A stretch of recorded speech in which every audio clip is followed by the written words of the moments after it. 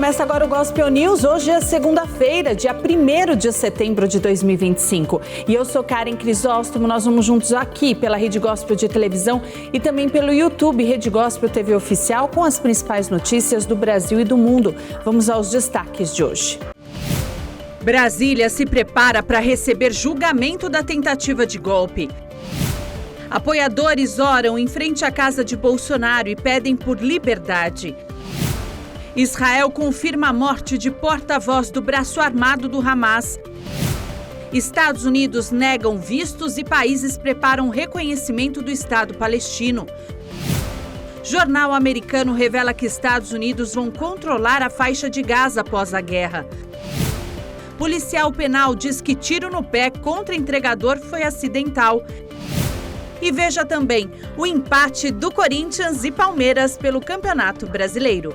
Essas e outras notícias do Brasil e do mundo, agora no Gospel News. Boa noite. Começa amanhã o julgamento da tentativa de golpe na primeira turma do Supremo Tribunal Federal e o Palácio do Planalto amanheceu cercado por grades. Um esquema especial de segurança foi montado para um dos momentos mais importantes da história recente do Brasil. O Palácio do Planalto amanheceu nesta segunda-feira cercado por grades e segurança reforçada por todo o perímetro. Todo esse esquema é para garantir a ordem durante o julgamento da denúncia contra o ex-presidente Jair Bolsonaro por tentativa de golpe. A Secretaria de Segurança do Distrito Federal vai instalar uma célula presencial, integrada de inteligência, com a colaboração de órgãos de segurança locais e nacionais. O monitoramento contará com equipamentos de última geração, incluindo drones com capacidade de imagem térmica, que permitem varreduras diurnas e noturnas, garantindo vigilância contínua do perímetro. Na Praça dos Três Poderes, o policiamento está ampliado, com atenção às vias de acesso. A primeira sessão será aberta pelo ministro Cristiano Zanin, às 9 horas da manhã. Na sequência, o ministro relator Alexandre de Moraes vai apresentar o relatório, com resumo das investigações e das alegações finais. Logo depois, o Procurador-Geral da República, Paulo Gonet, terá 2 horas para sustentar a acusação e apresentar os pontos dele. As defesas dos réus também terão espaço. Cada advogado terá 1 hora para se defender. Essa será a primeira vez que a Suprema Corte do país julga um ex-presidente acusado de tentar golpe de Estado. Um dos principais pontos do julgamento será a dosimetria da pena. Se os movimentos contra os outros condenados por tentativa de abolição do Estado de Direito for repetida, Jair Bolsonaro e companhia podem pegar penas altas. Apoiadores de Jair Bolsonaro foram até a porta da casa dele para um protesto pacífico. O ex-presidente está em prisão domiciliar após descumprir medidas cautelares impostas por Alexandre de Moraes. Partidários de Jair Bolsonaro se mobilizaram neste domingo em Brasília. Com gritos contra o ministro do Supremo Tribunal Federal, Alexandre de Moraes, eles pediram a libertação do ex-presidente. O julgamento do líder de direita por suposta tentativa de golpe de Estado está previsto para começar no dia 2 de setembro.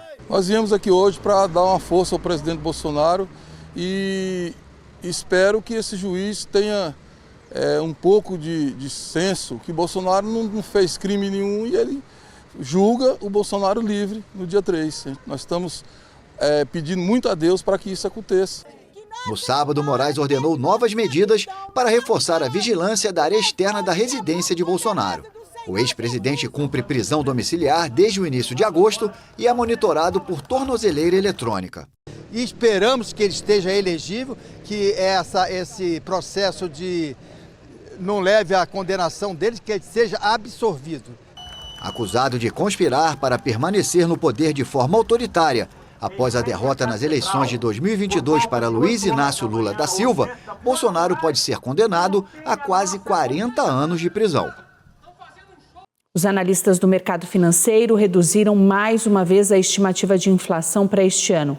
O recuo foi de 0,01% nesta semana, chegando a 4,85%. E agora começa a se aproximar do teto da meta, que é de 4,5%. A projeção do mercado para o crescimento do PIB, o Produto Interno Bruto, também teve um ligeiro avanço e chegou em 2,19%. O presidente da China, Xi Jinping, recebeu neste final de semana os líderes da Rússia e da Índia em um encontro de cúpula para promover uma governança mundial alternativa. O presidente chinês Xi Jinping recebeu nesse domingo os líderes da Rússia e da Índia em uma cúpula na cidade portuária de Tianjin. O encontro na China busca promover uma governança mundial alternativa e também conta com líderes de cerca de 20 países da Europa e da Ásia. A reunião da Organização de Cooperação de Xangai acontece até segunda-feira, alguns dias antes de um grande desfile militar em Pequim, que vai comemorar os 80 anos do fim da Segunda Guerra Mundial. O bloco representa quase metade da população mundial e uma parte importante do PIB global. O presidente russo Vladimir Putin desembarcou em Tianjin com uma comitiva de altos cargos políticos e representantes empresariais. Xi também se reuniu nesse domingo com o primeiro-ministro da Índia, Narendra Modi, que chegou no sábado para sua primeira visita à China desde 2018. As duas nações mais populosas do mundo são rivais que competem por influência no sul da Ásia. Com o impulso de Pequim e Moscou a esse fórum como uma alternativa à OTAN, a cúpula desse ano é a primeira desde que o presidente dos Estados Unidos, Donald Trump, voltou à Casa Branca em janeiro. O gabinete do primeiro-ministro israelense Benjamin Netanyahu confirmou que os restos de um refém mantido na faixa de Gaza foram identificados. Idan Shitiv tinha 28 anos. Foi assassinado em 7 de outubro de 2023. Os restos mortais de Idan Shitiv, um refém mantido na faixa de Gaza e recentemente transferido para Israel, foram identificados. A identificação foi confirmada pelo gabinete do primeiro-ministro israelense Benjamin Netanyahu. Shitiv tinha 28 anos quando foi assassinado em 7 de outubro de 2023, no Festival Musical Nova, onde estava trabalhando como fotógrafo. O exército revelou na sexta-feira que recuperou os corpos de 2 homens mortos no ataque do Hamas a Israel em 2023.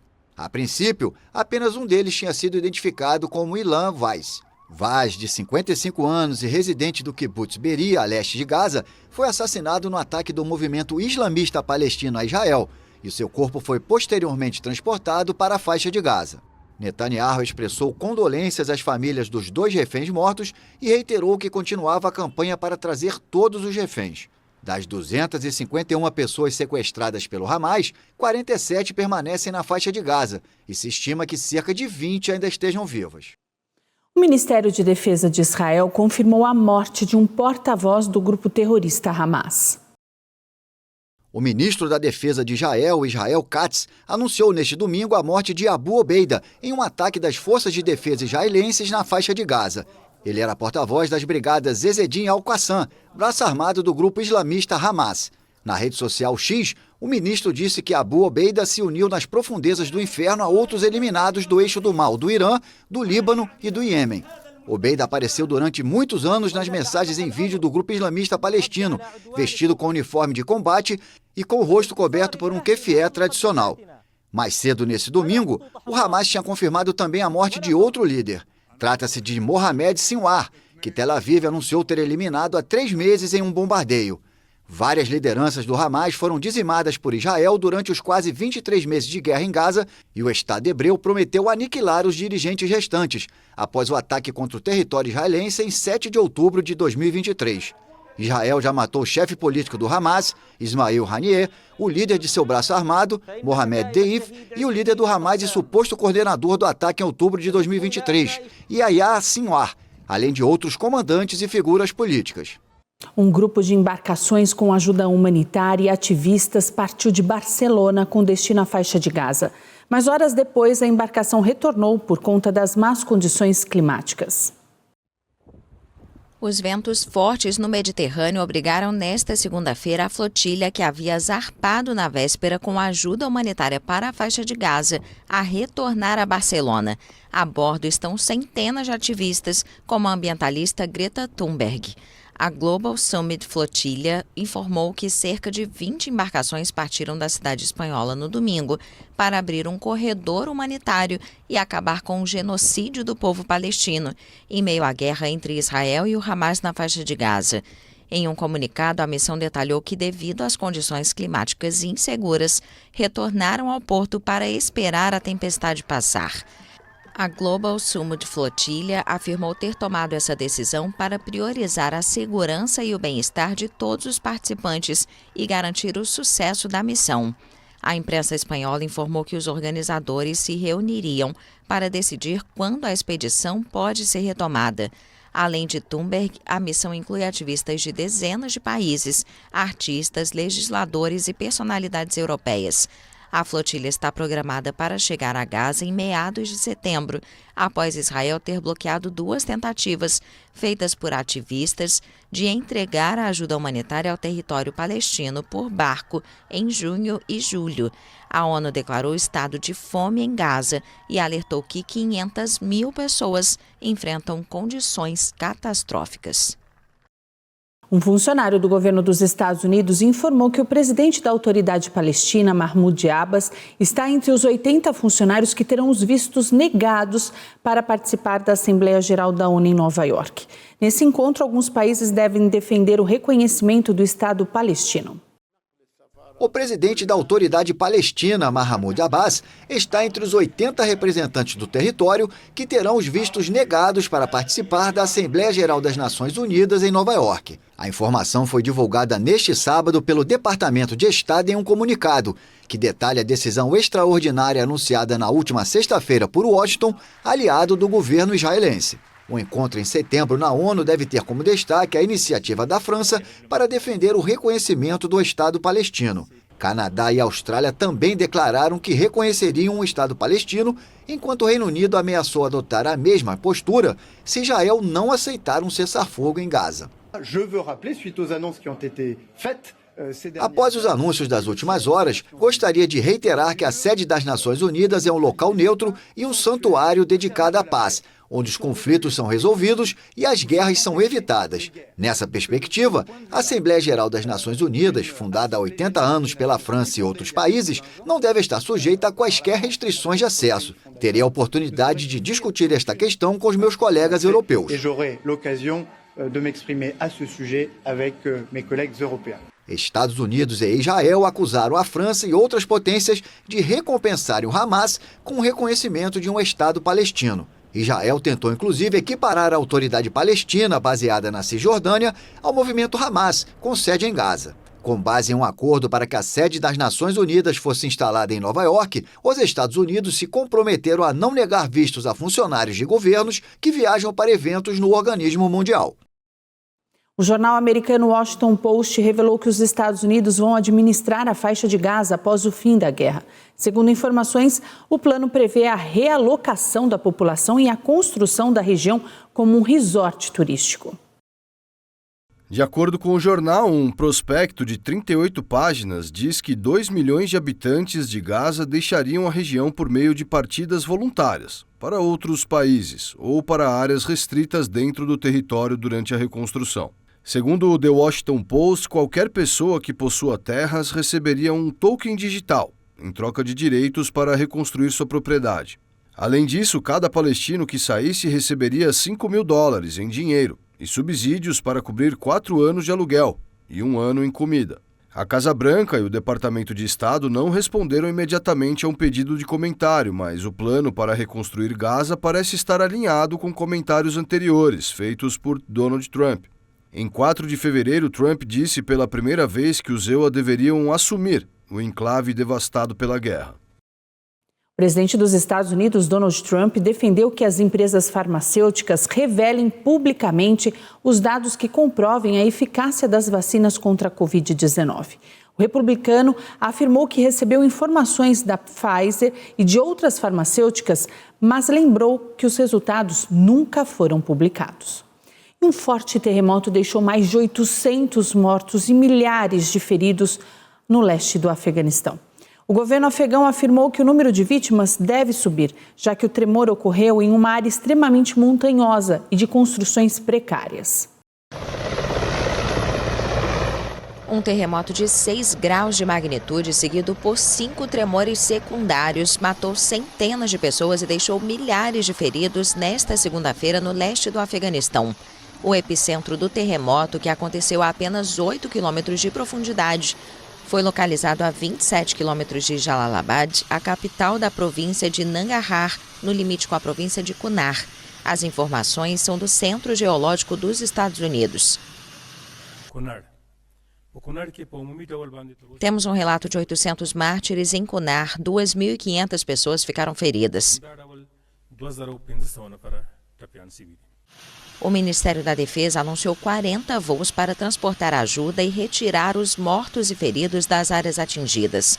Em 2023, o Afeganistão sofreu um terremoto de grande magnitude na cidade de Herat, na fronteira com o Irã, que deixou mais de 1.500 mortos e destruiu 63 mil casas. As autoridades afegãs alertaram que o número de vítimas deve aumentar à medida que as buscas avançam nas áreas remotas e destacaram que os danos são muito significativos em Kunar. No próximo bloco, o policial penal diz que tiro no pé contra entregador foi acidental. E ainda a nova fase do projeto para proteger as mulheres em São Paulo.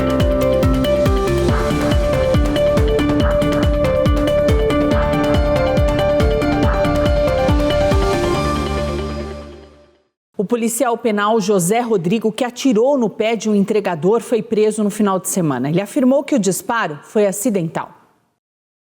O policial penal José Rodrigo atirou no pé de um entregador durante uma discussão. Valério Júnior se recusou a entregar o pedido na porta do apartamento. Um vídeo gravado pelo próprio entregador mostra toda a ação. Você não subiu a parada? Estou na Merck. Então valeu. Boa. Que isso, cara? Que isso, cara? Após ser preso, José Rodrigo disse que o disparo foi acidental. A prisão preventiva foi mantida durante a audiência de custódia e ele foi levado para o presídio Constantino Cocotós, em Niterói. De acordo com o delegado Marcos Bus, uma pessoa que aponta uma arma de fogo para outra, seja em qualquer parte do corpo, e puxa o gatilho, no mínimo assume o risco de causar a morte. A Secretaria Estadual de Administração Penitenciária informou que afastou o agente por 90 dias. Declarou a conduta do servidor como abominante.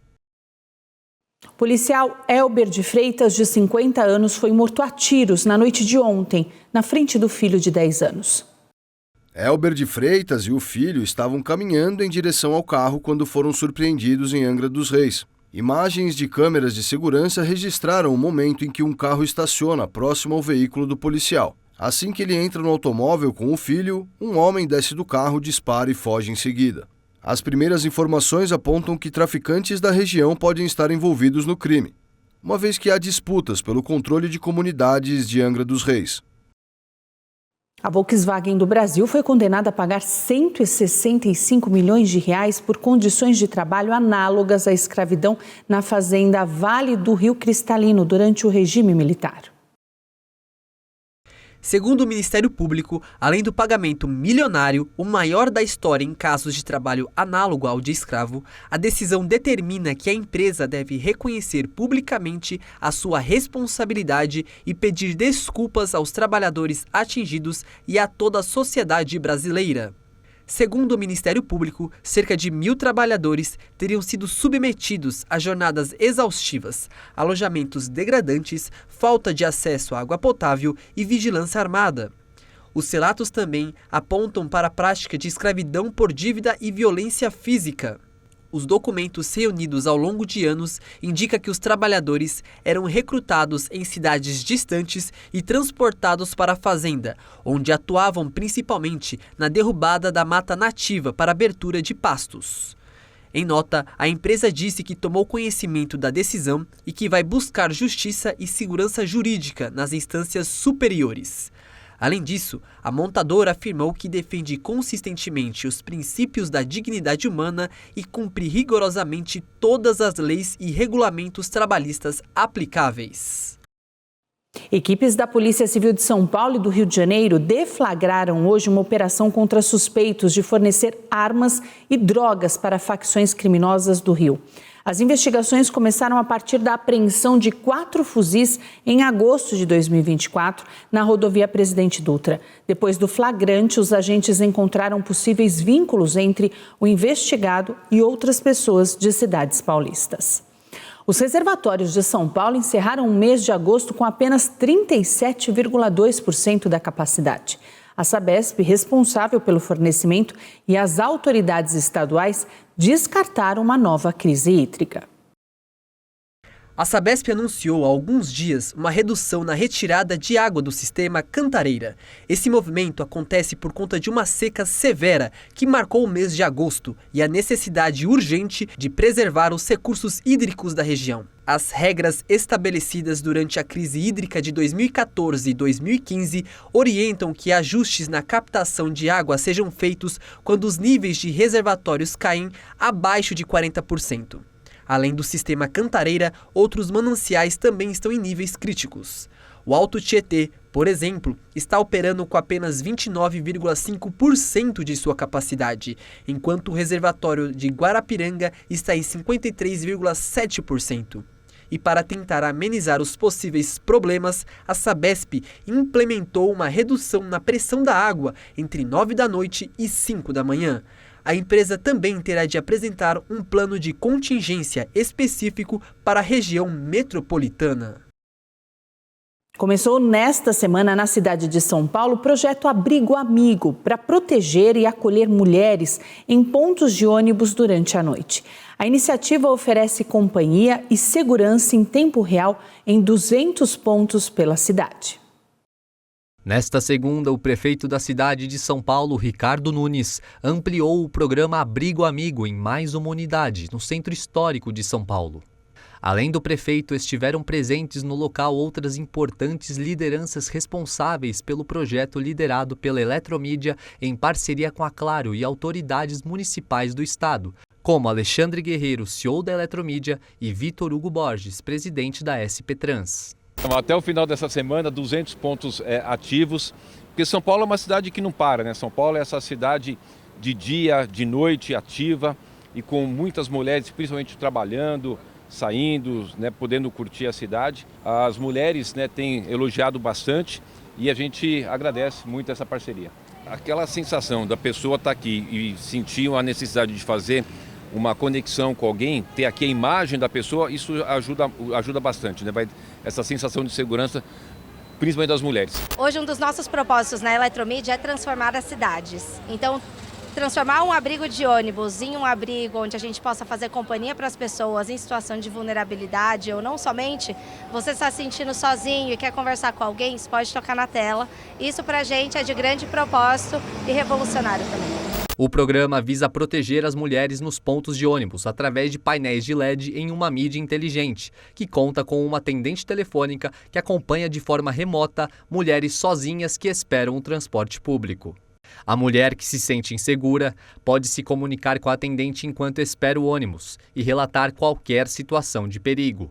A mulher que se sentir insegura ou em apuros simplesmente tem que apertar o botão, vai chamar uma atendente telefônica e ela vai passar diretamente a sua informação para a polícia. Segundo pesquisas, mais de 90% das mulheres se sentem inseguras ao esperar o transporte público sozinhas à noite, e o projeto vem para oferecer companhia e segurança em tempo real. O projeto, que iniciou em 29 de agosto de 2023 com suas primeiras 10 unidades, será expandida para 200 abrigos em São Paulo e 435 abrigos em outras cidades. É uma proposta muito interessante que une tecnologia. A gente já tem 61 funcionando há um ano em São Paulo e os resultados são fantásticos, né? Várias prevenções, pessoas com risco de infarto, crianças perdidas, a gente já teve várias ações. Importante ressaltar que isso não tem nenhum custo para a prefeitura, a gente simplesmente autoriza e a concessionária capta os parceiros para ampliar esse serviço. Disponíveis das 8 horas da noite às 5 horas da manhã, a nova plataforma de segurança proporciona conversas em tempo real por uma chamada de vídeo com uma atendente. Ele vai mostrar como as mulheres conseguem, né, buscar essa segurança nos pontos de ônibus. Das 8 da noite às 5 da manhã, se você sentir qualquer necessidade, qualquer vulnerabilidade, você aperta o botãozinho, tá? Vai acionar uma conexão rapidamente e você vai ter um atendimento humanizado. Vai ser uma pessoa que vai te atender. E essa pessoa, dependendo da sua necessidade, ela tem um contato direto com o CICC. Pode acionar a Polícia Militar, SAMU, os órgãos da Prefeitura, GCM. Bom dia. Bom dia, me chamo Kiane, faço parte do projeto Abrigo Amigo e por questões de segurança essa videochamada está sendo gravada, tudo bem? A gente atende todos os dias, de segunda a segunda, entre as 20 da noite até as 5 da manhã. Estamos sempre disponíveis para a população. E é 100% humanizado, né? A pessoa nunca fala com um robozinho, sempre vai ter uma atendente. Exato, nosso atendimento é 100% humanizado, a gente faz o nosso melhor para que todos que nos acionem se sintam acolhidos e amparados dentro de cada situação. A seguir, Japão e Coreia do Sul enfrentam o verão mais quente já registrado na história e o empate de Palmeiras e Corinthians pelo Campeonato Brasileiro.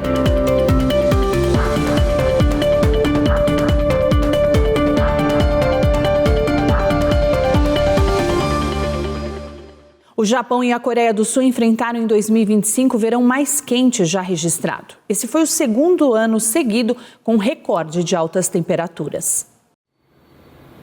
Japão e Coreia do Sul enfrentaram o verão mais quente já registrado e quebraram o recorde de temperatura que havia sido alcançado no ano passado. Os dados oficiais foram publicados nesta segunda-feira.